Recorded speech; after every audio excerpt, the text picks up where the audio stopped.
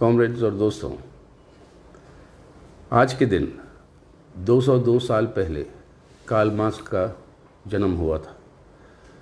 2 साल पहले उनकी 200वीं वर्षगांठ पर अपनी पार्टी और दुनिया में सब कम्युनिस्ट पार्टियां बड़े पैमाने पर आज की वर्तमान जो पूंजीवादी आर्थिक संकट है, जो साम्राज्यवादी आर्थिक संकट है, उसके संदर्भ में दुनिया भर में पूरा साल मनाया था, यही विश्लेषण करते हुए कि आज की परिस्थितियों में किस तरीके से मार्क्सवाद के आधार पर हम जो है आगे बढ़ सकते हैं मानव मुक्ति के लिए।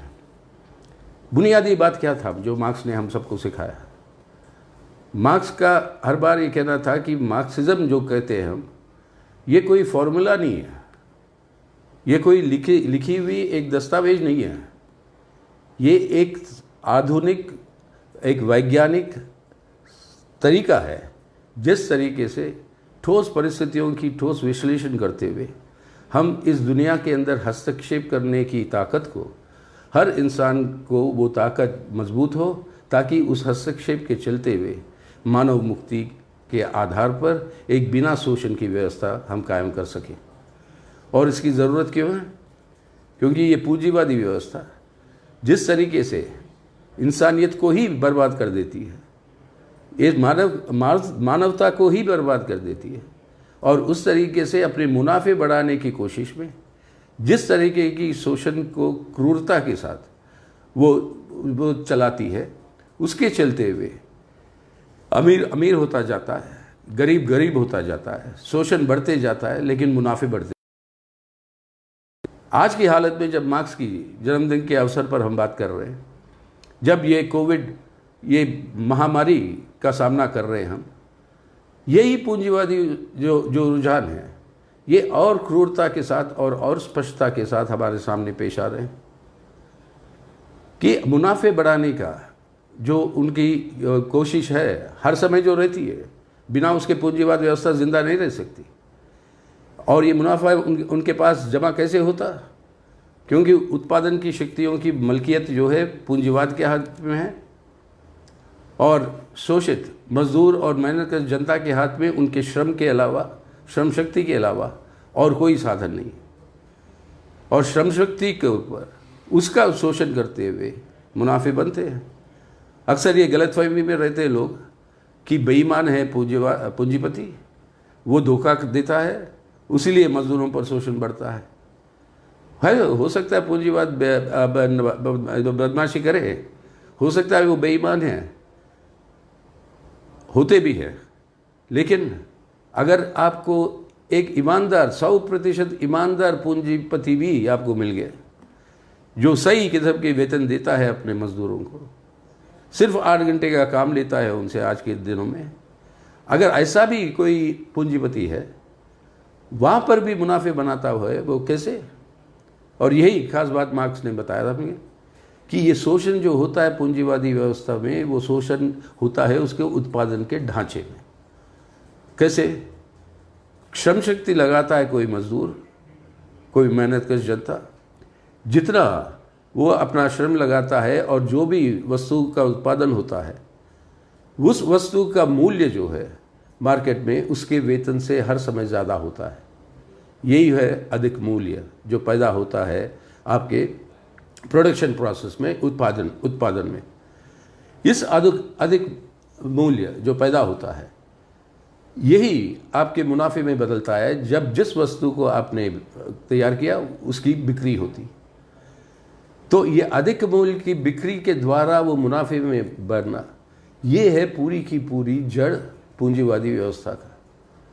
तो इस शोषण की व्यवस्था को अगर बदलना है तो इस उत्पादन के ढांचे को ही उखाड़ फेंकना है।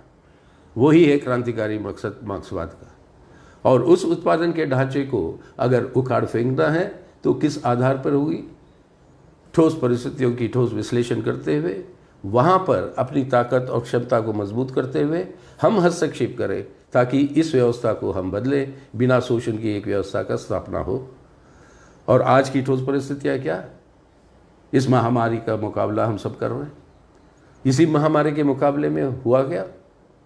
इसी 2-3 महीनों के अंदर 45 दिन की लॉकडाउन चल रही है, 2 महीने तक शायद ये चलेगी अब पूरा।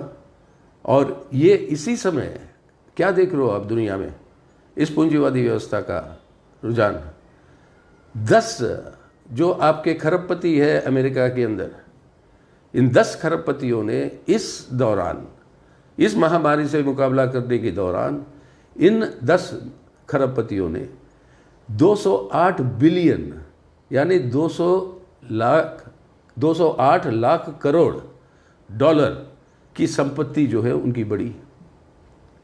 अपने देश में रिलायंस जैसे कंपनी, जो सबसे बड़ी पूंजीवादी कंपनी है अपने देश में, उस कंपनी के मुनाफे इस दौरान, वो रिपोर्ट आया है कि 17.7% मुनाफे का रेट बढ़ा है, यानी और ज़्यादा मुनाफे बना रहे हैं।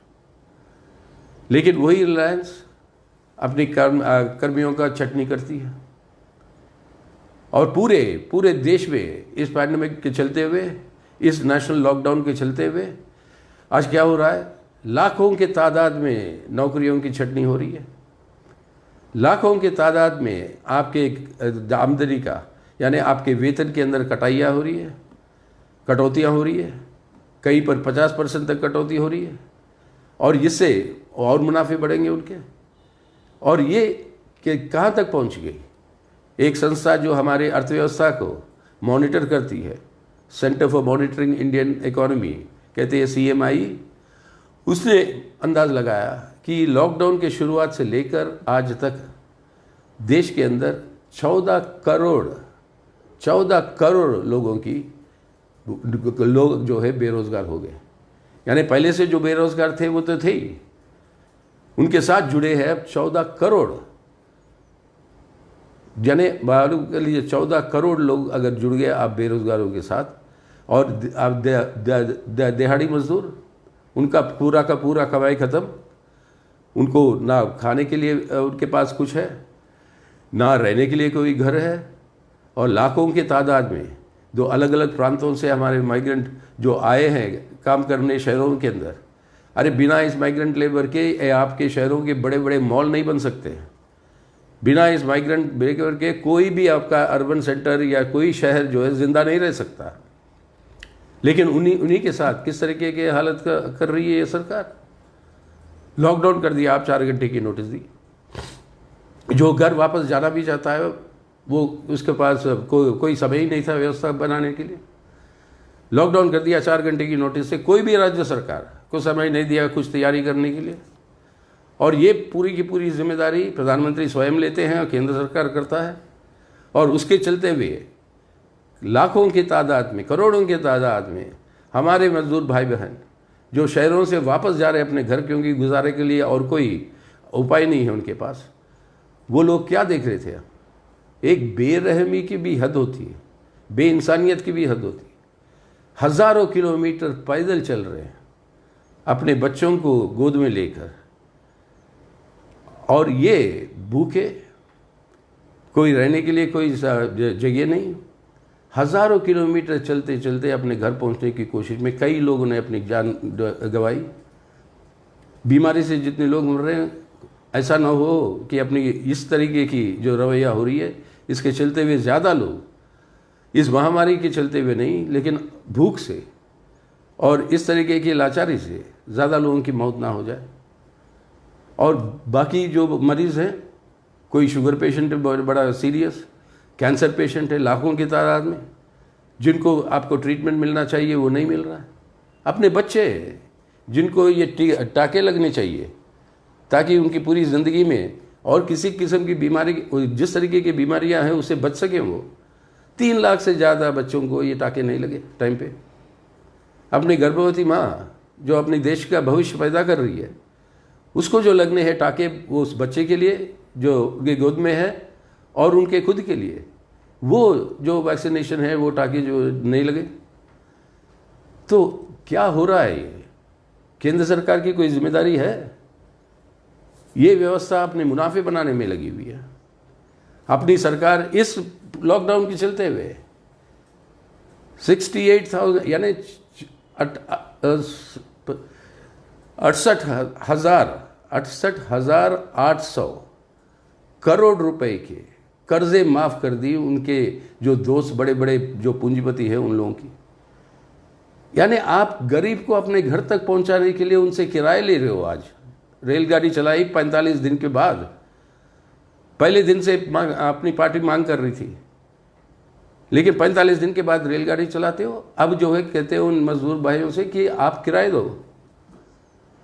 जब ये कहते हैं कि किराए कहाँ से ले आए वो, तब बोलते हैं राज्य सरकार की जिम्मेदारी है, तुम दो। अरे ये संकट पैदा हुआ केंद्र सरकार के निर्णय से, और राज्य सरकारों के जो उनके लिए बकाया है पैसा वो भी राशि नहीं दे रही है केंद्र सरकार। दूसरी ओर से प्रधानमंत्री स्वयं खुद हजारों करोड़ रुपए इकट्ठा कर रहे हैं एक निजी फंड में जो उनके नाम से है, और उस फंड में ये हजारों करोड़ रुपए जो जा रहा है हर मुलाजिम से, क्या गया कि एक दिन की वेतन वहाँ पे कंपलसरी जा रही है। कई सारे अपने सांसदों से, विधायकों से, उन सब की एक एक महीने की तनख्वाह जो है उस फंड में जा रही है। और ये सब पैसा प्रधानमंत्री इकट्ठा कर रहे हैं, लेकिन अपने गरीब और मजदूर को अपने घर पहुंचाने तक वो खर्चा जो है वो नहीं देगी। हम लोगों ने सब प्रशंसा की थी जब विदेश में अपने भाई बहन जो फंस गए थे इस महामारी के चलते हुए, उनके लिए जहाज, हवाई जहाज भेजा और वापस ले आए। ये अगर हो सकता है तो अपने देश के भाई बहन, अपने ही देशवासी जैसे विदेश से लाए हो, इनको अपने घर तक नहीं पहुंचा सकती है। ये बेरहमी ये सरकार दिखा रही है जब मुनाफे बना रहे हैं, फंड इकट्ठा कर रहे हो हजारों करोड़ रुपए की, साधन की कोई कमी नहीं है देश में, लेकिन इसका इस्तेमाल कैसे हो रहा है और मुनाफे बढ़ाते हुए। और ये जो हालत है इसके खिलाफ आज हमें एकजुट होकर लड़ना है। और ये जब बात आ गई तब बोलने लगी कि नहीं, रेलवे 85% जो है 85% सब्सिडी ऑलरेडी दे रही है। अरे ये जन सेवाएं हैं, रेलवे हो, बसें हो, रोड ट्रांसपोर्ट हो, आपका मेट्रो हो, उसका मापदंड मुनाफे के आधार पर नहीं होता है, किसी भी देश में नहीं होता है, किसी भी पूंजीवादी देश में भी नहीं होता है। लेकिन अपने देश की सरकार वो मापदंड करती है मुनाफे के हिसाब से। मुफ्त भेजिए इन सबको, ये है हमारी मांग। और इन सबको ना सिर्फ मुफ्त भेजेंगे, जो हमारे देश के अंदर इनकम टैक्स भरता नहीं है, ऐसे परिवार जितने हैं उन सबको हर महीने 7,500 रुपये अगले 3 महीने तक सरकार दे।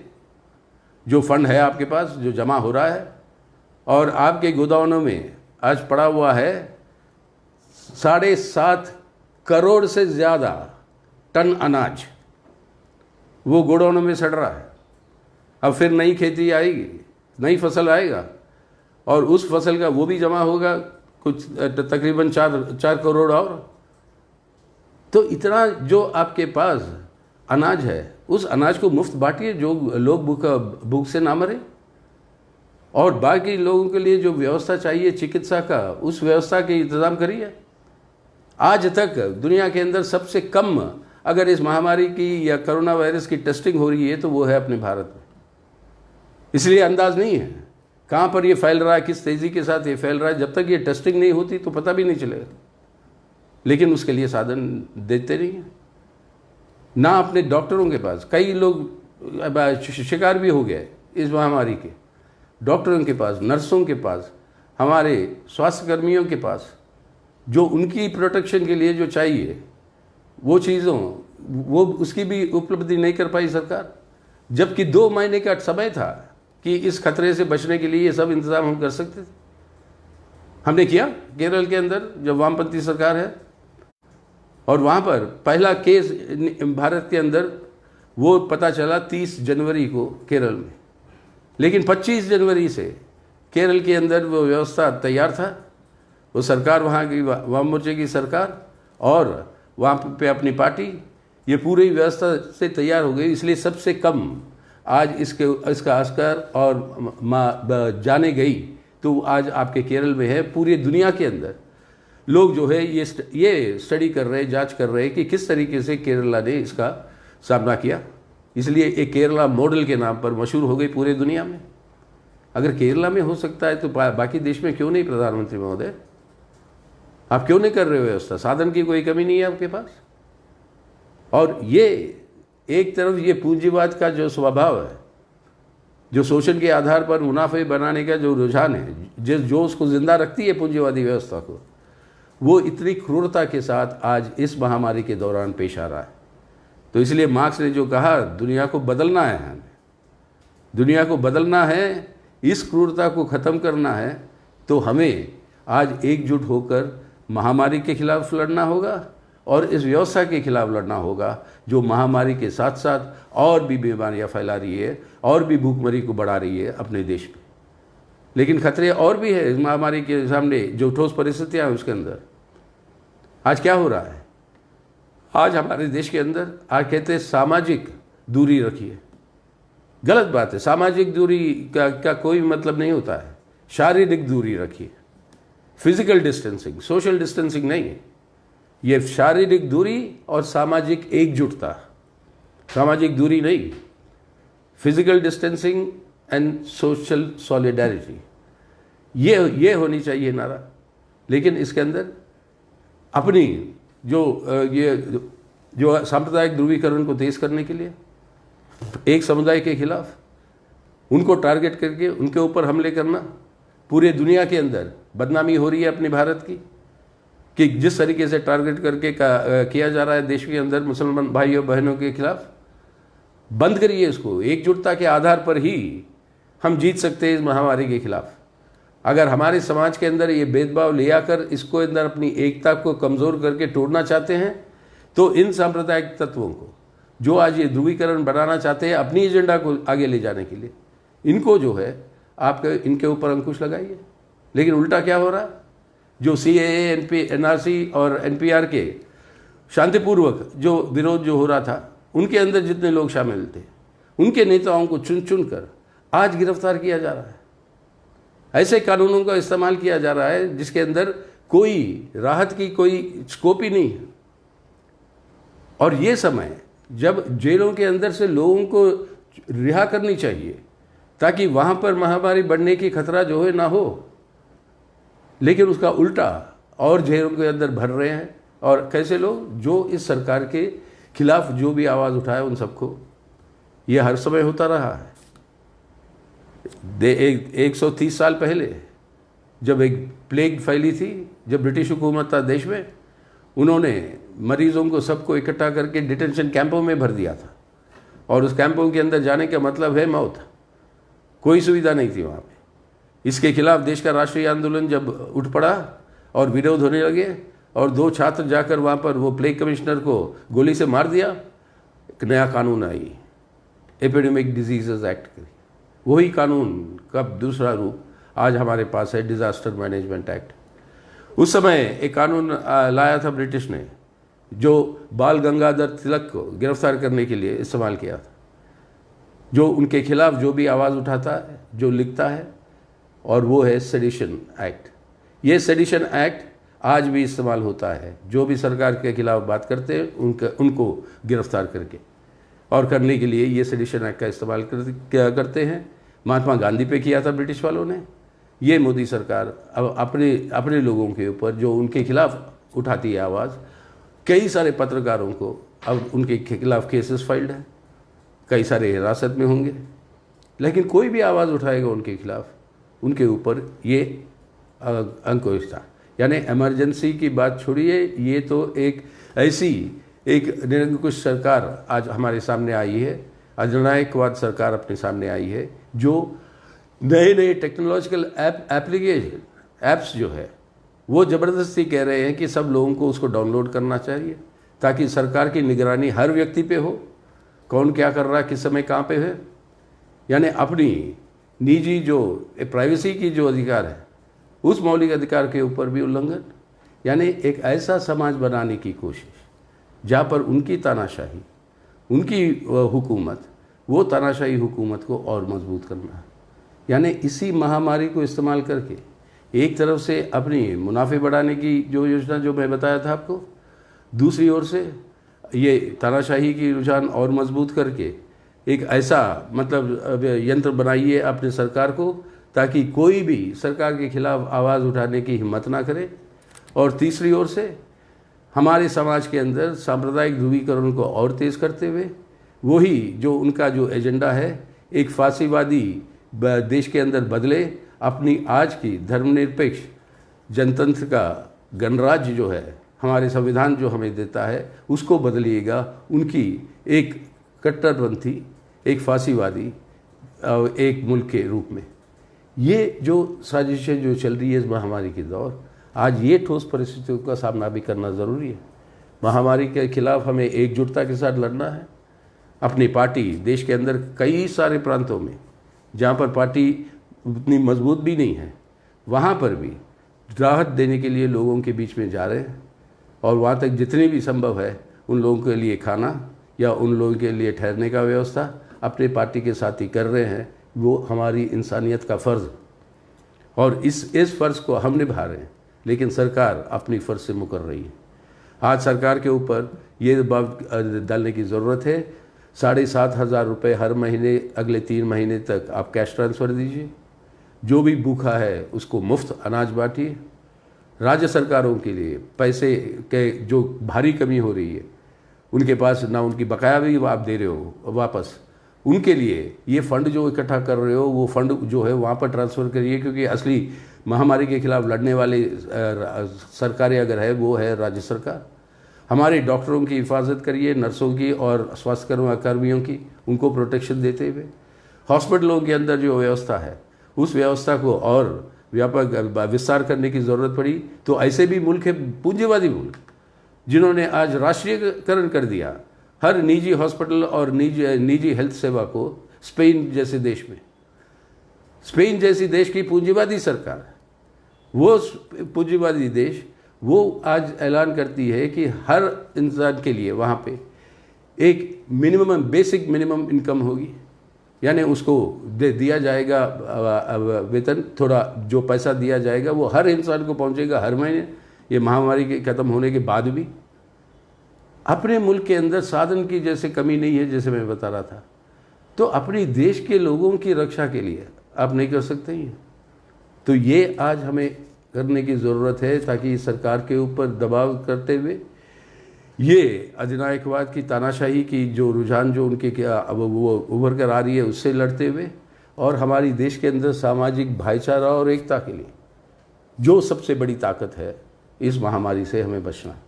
तो मार्क्स के आधार पर अगर ठोस परिस्थितियों की ठोस विश्लेषण करते हुए हमें आगे बढ़ना है, तो ये है आज के सामने हमारे पास ये चुनौतियाँ। इसके अंदर एक वैज्ञानिक आधार से, एक वैज्ञानिक तरीके से अपनी क्रांतिकारी मकसद को आगे ले जाना, जो बुनियादी जुड़ाव जो मार्क्स ने सिखाया था हमें, एक तरफ वैज्ञानिक है, वैज्ञानिक शास्त्र है, दूसरी ओर तक क्रांतिकारी मानव मुक्ति की भावना है। इन दोनों को जुड़ते हुए ही हम आगे बढ़ सकते हैं। ये हमारा संकल्प आज के दिन होनी चाहिए, आज की इस व्यवस्था से निपटने के लिए। तो आइए हम लोग सब मिलकर अपनी इस संकल्प को पूरा करें।